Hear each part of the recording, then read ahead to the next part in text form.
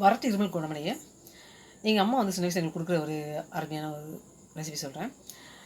விரல் மஞ்சள் பொடி, அதுக்கப்புறம் பனங்கல்கண்டு, நாட்டு மாடு பால் கொதிக்க வச்சு அதில் கொஞ்சம் வந்து ஒரு 1/4 ஸ்பூனுக்கும் கம்மியாக வந்து மிளகுத்தூள், அதுக்கப்புறம் அதில் வந்து கொஞ்சம் மஞ்சத்தூள் போட்டு ஒரு கொதி விட்டோன்னா ஆஃப் பண்ணிடணும். அதுக்கப்புறம் பனங்கல்கண்டு போட்டு ஆற்றி வடிகட்டி குடிக்கலாம்.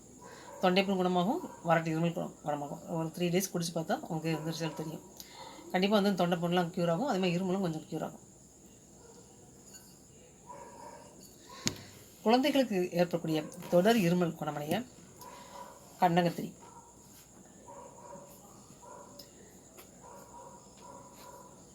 இலை, அதை வந்து பொடிப்படியாக அரிஞ்சு இடித்து அப்படி தண்ணியில் போட்டு குடிக்கலாம். நல்லா முழு இலையை போட்டு தண்ணியில் போட்டு வேக வச்சுட்டு அதை அதுக்கப்புறம் அந்த இலையை அரைச்சி வடிகட்டி அந்த தண்ணியோடு சேர்த்து வடிகட்டி தேன் கலந்து இல்லை பனங்கல்கண்டு சேர்த்து குழந்தைங்களுக்கு வந்து 6 வயசுக்கு மேலே இல்லை 8 வயசுக்கு மேலே குழந்தைங்களுக்கு ஒரு சங்களவு குடிச்சிடலாம். சங்களவுனா சின்ன பால் சங்கு பார்த்தீங்களா, அதில் வந்து கொஞ்சம் வந்து கொடுக்கலாம். இல்லை ஸ்பூன் அளவுக்குனா 2 ஸ்பூன் கொடுக்கலாம். பெரியவங்க வந்து ஒரு 1/2 கிளாஸில் குடிக்கலாம்.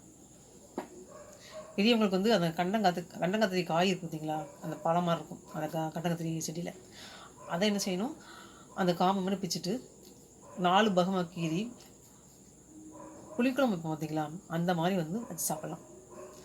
புளி சேர்க்காமல் தக்காளி மட்டும் சேர்த்துக்கணும். சின்ன வெங்காயம் போட்டு நல்லெண்ணெய் போட்டு வெந்தயப்பொடி கொஞ்சம் சேர்த்து கடுகு கொஞ்சம் தாளித்து அந்த கத்திரிக்காய், அந்த கத்திரிக்காய் இருக்குது பார்த்தீங்களா, கத்திரிக்காய் மாதிரி கொஞ்சம் சின்ன சைஸாக உருண்டையாக இருக்கும், அதை போட்டு வதக்கி நல்லா எண்ணெய் நல்லா மிதக்க விடணும். சின்ன வெங்காயம் எல்லாம் பொடியாக நல்லா அரிஞ்சு போட்டு வீட்டில் இருக்க குழம்புல வத்தலோ அதை போட்டு தண்ணி சேர்த்து கொதிக்க வச்சு அதை அப்படியே வந்து பிறக்கினாப்பில் எடுத்து சாதத்தில் பகலில் விரைச்சி சாப்பிடும்போது அந்த சளிலாம் அப்படியே அத்துக்கிட்டு போயிடும். இது அருமையான ஒரு டேஸ்ட் அவ்வளோ ஒரு அருமையாக இருக்கும். இந்த கண்டங்கத்திரி குழம்பு நான் வச்சு சாப்பிட்ருக்கேன். ஃபஸ்ட்டு வந்து அந்த தொட்டி செடியில் வச்சுருந்தேன். அது அப்படியே படரும், பயங்கர முள்ளாக இருக்கும், இலையெல்லாம் நீட்டு முள்ளாக இருக்கும். ஆனால் டேஸ்ட் அதில் காய் டேஸ்ட் இருக்கு ஐயாப்பா.